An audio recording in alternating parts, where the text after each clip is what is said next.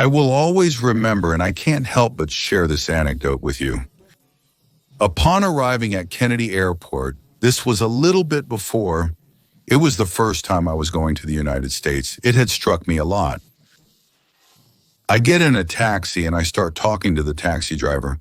He starts telling me about the United States, about the president. It was in '61, so it was a little bit before. He told me, but he didn't like President Nixon at all, who later, by the way, had to leave. And I talk to him about France. I tell him, well, you don't like President Nixon. Do you know President Pompidou? He says, no, I don't know the French president, but I know.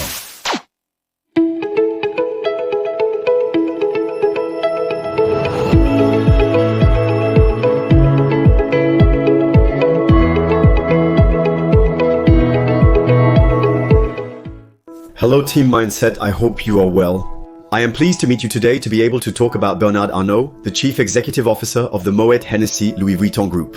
Indeed, we will continue our world tour of the most successful entrepreneurs on each continent.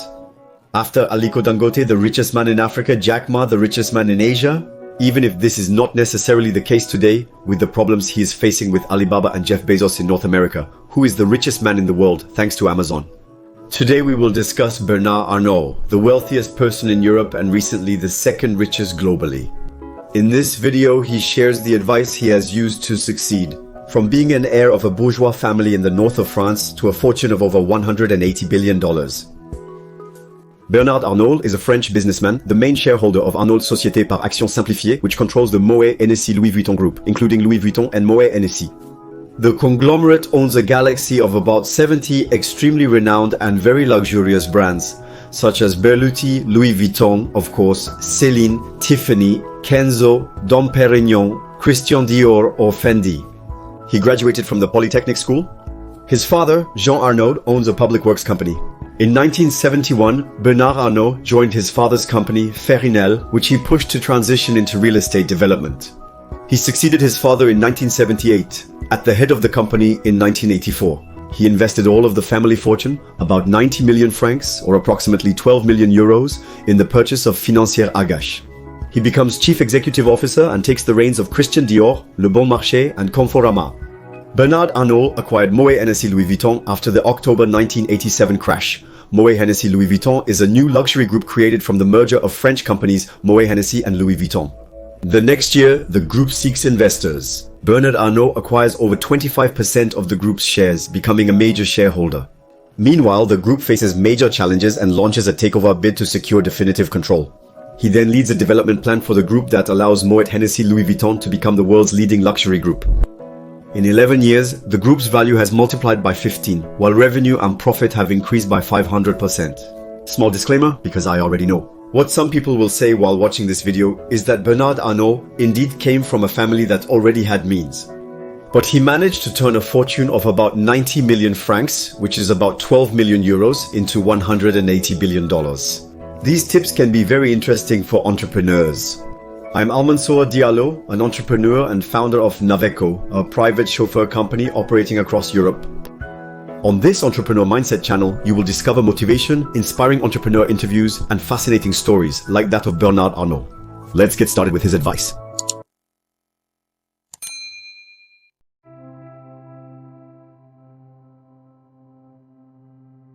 I believe that to prepare for a career, what's important is to have a goal.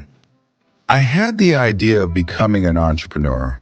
So I believe that each individual has an idea within them.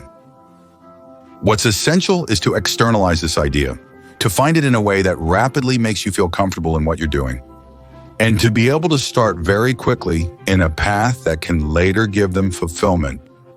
Last week, you were also recognized as the largest French company in terms of stock market valuation, 250 billion euros. I don't know which title pleases you most, but in both cases, it's a double consecration. What interests me the most is the coming decade. He's good at business because he's good at creation, imagination, and origination. And I am actually personally deeply privileged to come and say these words of support to you tonight. Bernard, thank you for all you have done. Tony Blair struck just because he considers that in his field, or rather his fields, Bernard Arnault is a kind of artist. Before being interested in the Polytechnic School, I was already in a family of entrepreneurs. I was already passionate about the company myself. I remember that when I was a child, I lived in a house next to a company run by my grandfather, and that I took great pleasure in going for walks with him on the various construction sites he was building. And then with my father, who continued his activity when my grandfather died. In 1959, I was therefore immersed in this business environment that marked me and that already fascinated me. The second value that explains, I believe, the success of the group is the constant pursuit of quality, of extreme quality in the products. Because today, the global clientele is becoming more and more educated. She travels a lot, really. People know that behind a brand, there are good products, or that behind certain brands that do a lot of communication, there is less reality, less excellent products. And we always try to have this concern to produce the best products at the qualitative level. The market capitalization or profits in a group like ours, I consider them as a consequence of the action of the different entrepreneurs. We are a company that is made up of many brands, each led by an entrepreneur, and in which creativity plays an essential role. Creativity. All our products, it's something that is also fascinating to follow. Since we have designers, we have stylists who are quite exceptional. For example, at Dior, at Louis Vuitton, at Celine. I'm not going to list them all. What matters a lot is also the quality. It's one of the group's values. It's the quality of the products, the quality of what these creators allow us to achieve, the innovations that are sustainable innovations. First, I consider that I work a lot, but not excessively, even if I work on the weekend and all that, but I do it in a reasonable way. And I have a personal life that is very family-oriented. I take care of my children a lot. I am very detailed. The studies, this whole family, it's the future of the group. We'll see. First, they have to be interested, and then they have to prove themselves capable. But who will Decide apart from you? I think I will be objective enough not to entrust responsibilities to my children if I believe they are not capable. Out of the 5, plus my 2 nephews, a few will surely prove capable. One would hope so. One of the differences, which perhaps explains the successes you are kind enough to mention. One of the differences with many companies is that we are not an anonymous company. It's a family business, and our collaborators are part of the family. So we have a connection with everyone that is much closer and much more lasting.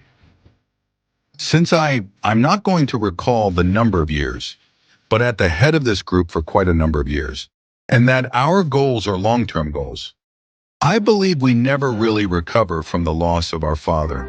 It's a terrible shock that leaves you somewhat without a real foundation.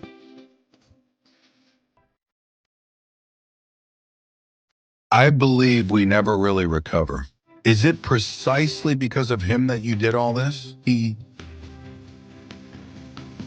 helped me. He helped me a lot. It's certainly thanks to him. The fourth value is commitment. It's commitment in environmental matters, in social matters, in terms of relationship with our suppliers. And that's something that allows us to give meaning to our products.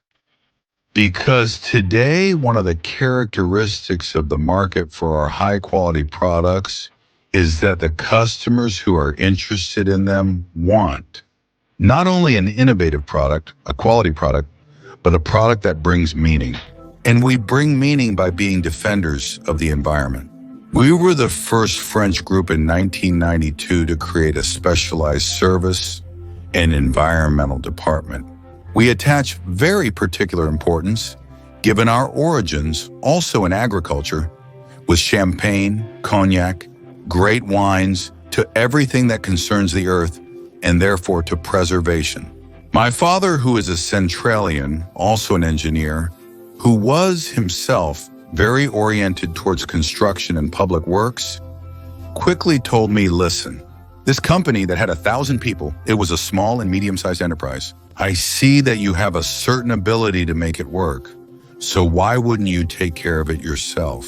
I was 26 years old, and thanks to him, I found myself at his request, chief executive officer of this small northern company that we then developed. Because what it taught me and what is important in the life of a company is the formation of a team. And I was lucky from that time to be able to attract to this small business collaborators and partners of very high quality, which meant that we quickly developed this business, and it became, in a few years, one of the main French manufacturers. You mentioned earlier the name of this company, which since then we have merged with Nexity. We sell both products, but we also sell them experiences, since now we have. In fact, he was in the short film that you presented last night. We sell them extraordinary experiences. And in each of these places, we try to be very close to the environment and show how their participation in an adventure. For example, we have a photo safari in Botswana. How does all this help to preserve the environment? And people, the clients, they are very sensitive. How? Bernard Arnault, with your global group, you have a view of all major geographical areas. We see China is restarting. I want to say, like in 40, even better than before the pandemic. Is the world tipping over? Does this mean that Moet, Hennessy, Louis Vuitton also needs to reallocate its assets according to development rhythms? I will always remember, and I can't help but share this anecdote with you. Arriving at Kennedy Airport, that was a little bit before. It was the first time I was going to the United States. It had struck me a lot. I get in a taxi and I talk to the taxi driver. He starts talking to me about the United States, about the president. It was in '61, so it was a little before. He told me, but he didn't like President Nixon at all, who later, by the way, had to leave. And I talked to him about France. I tell him, well, you don't like President Nixon. Do you know President Pompidou? He says, no, I don't know the French president, but I know Christian Dior. I was at this moment fascinated to see that in France we had a name, another one, by the way, but which was known worldwide. So when I returned to the United States, then to settle there, for a few years, I was able to see the impact of French brands on a market like the United States, which was quite considerable. What advice do you have today for the many young people who are taking initiatives to start entrepreneurship? You have to be very persuasive and you have to be tenacious. Iwanata requires a long-term vision. When you have an idea, if it's good, obviously you have to have a good idea to start with. You have to stick to it. And also understand that in a startup, 90 for success is the execution. Even when the idea is good, if it's poorly executed, it doesn't work. It has to be well executed. It was at that moment that the file you mentioned, Boussac, was proposed to me that we met him. And there, it's something quite astonishing. Since this company, which had been declared bankrupt in 1981, was then managed by the public authorities. Throughout this period, and as is unfortunately the case in many circumstances, the public authorities had turned a, I would say, ordinary bankruptcy into a national disaster. By appointing in this company a whole series of people at the helm, more incompetent than the others, and by allowing a hemorrhage of cash to develop, absolutely huge. So when Laurent Fabius arrived at Matignon, he said, we have to stop this. The state shouldn't manage an industrial company like this. We need to find a solution. At the time, with my associate Pierre Godet, who is a prominent lawyer, one of the youngest, I believe, the youngest law graduate in France, we said we're going to look at the file. We were both about 35 years old and we started studying it. Since I had a team managing my construction company, Arnault, we had time, and so we looked at the file in detail. And we had a lot of competitors, industrial groups, textiles, investment groups, etc. This, which in the opinion of observers, gave us a chance close to zero of being able to make this investment. And finally, thanks to the fact that we were the only ones who had kept the file in detail. And in addition, we had found a formula that allowed the public authority to avoid a big problem with the previous shareholders, since we had managed through a complex setup to secure this aspect of things. Finally, after 6 months of negotiations and with a whole series of competitors in front of us, we succeeded. And we obtained the agreement of the creditors and the public authorities to take over this business. And so here we are, both of us, my friend Gode and myself, we find ourselves CEOs of this business. Until now, I have managed a company in the north.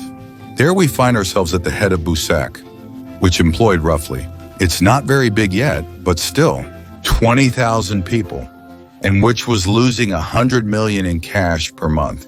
So it was necessary to react there. I'm not going to give you a whole explanation on this, because it would take a whole conference just by itself. But thanks to the fact that there too, we have put together very efficient teams and we quickly decided on a vision, we managed to put the business back on track. I think it's thanks to him. I believe he was a quite exceptional father. And the fact that he put me in charge of a company at 25 years old, which doesn't happen very often, it allowed me to accelerate the learning process in a fantastic way. And that, without him, I probably would never have been able to do that. In 1991, I found myself in Beijing. I was in Beijing to inaugurate the first Louis Vuitton store in Beijing. And when I arrived there, it was my first trip to China. I arrived in a city where there were no cars. There were only bicycles and all the passers-by were dressed in black. And well, I arrived at a hotel called The Palace, where there was hardly any hot water, the shop being in the basement of the hotel.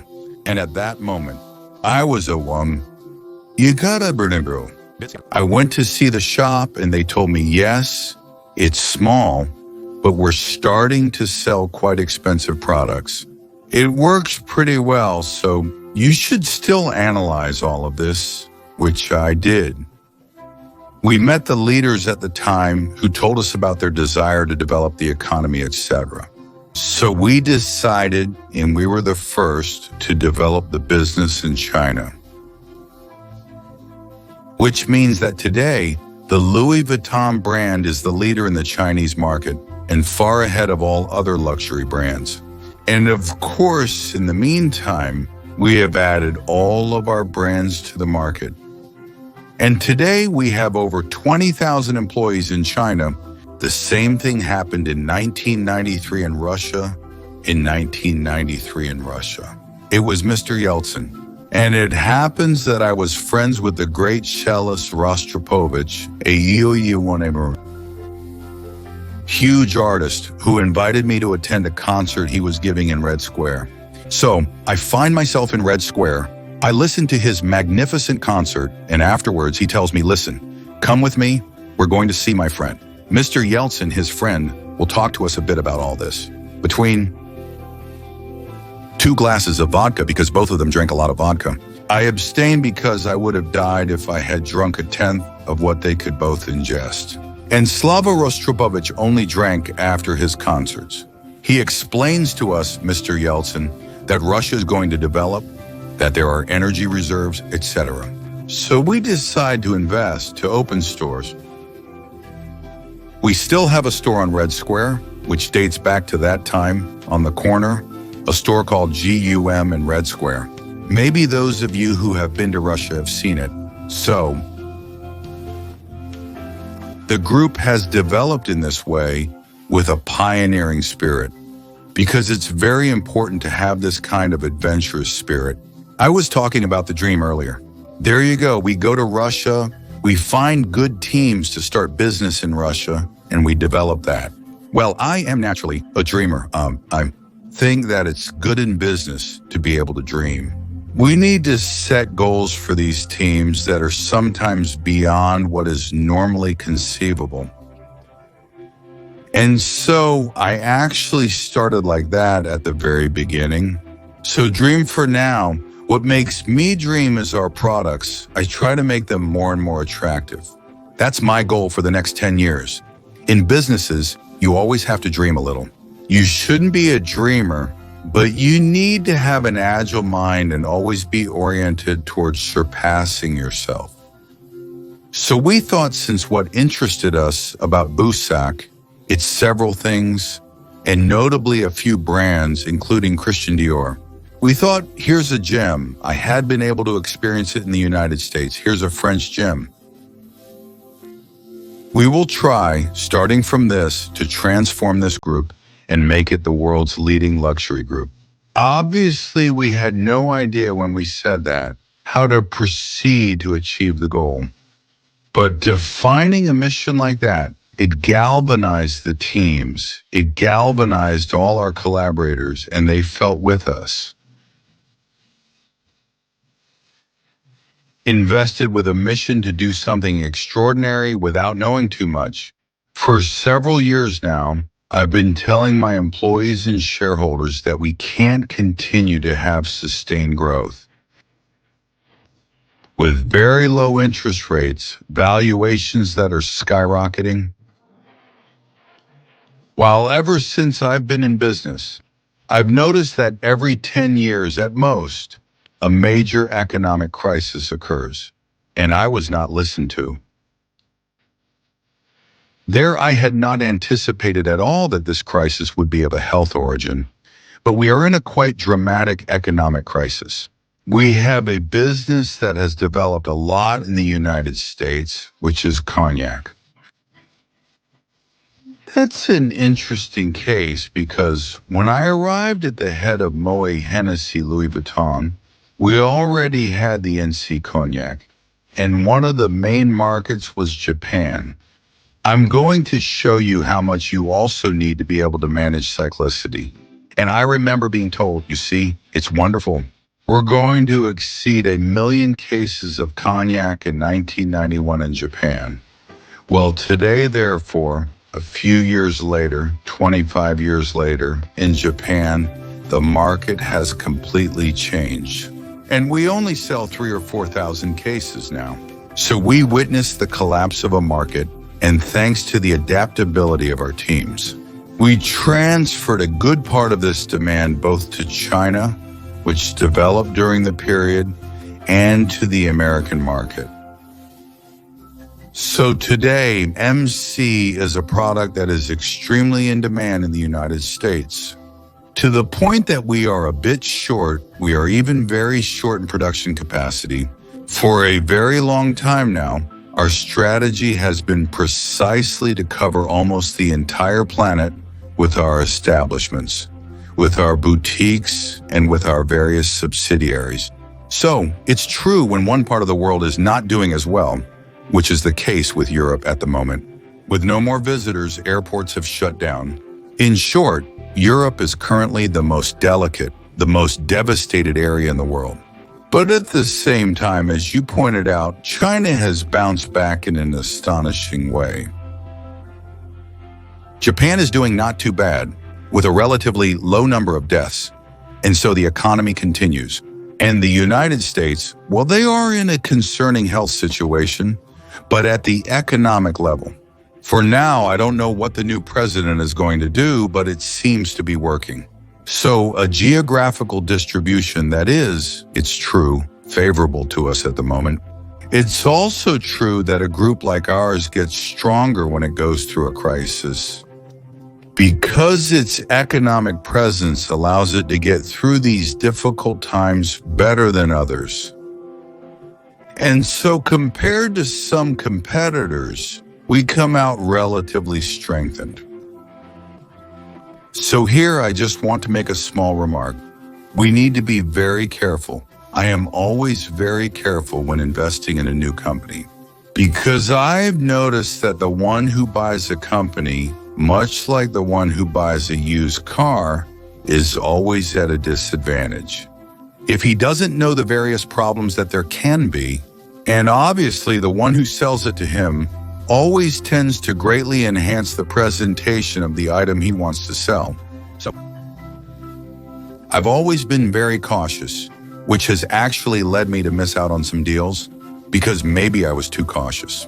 But I always say it's better to miss a good deal than to make a bad one. So despite everything, we have significantly increased the number of companies in the group with, in some cases, very successful acquisition examples. Let's take an example, if you will, which is Sephora. Sephora is today the leader in the distribution of perfumes and cosmetics, beauty products worldwide. We acquired this company in 1998 for about 150 million euros. And then it had a few stores, and then we developed it in a whole series of countries, notably in the United States and in the United States. The start was difficult. It was so difficult that when I had meetings with analysts who were looking at our results, I was often advised not to insist. We need to stop this. It was losing money. Indeed, we hadn't started very well. And today I'll spare you all that we've done to put this business back into an upward phase in the United States.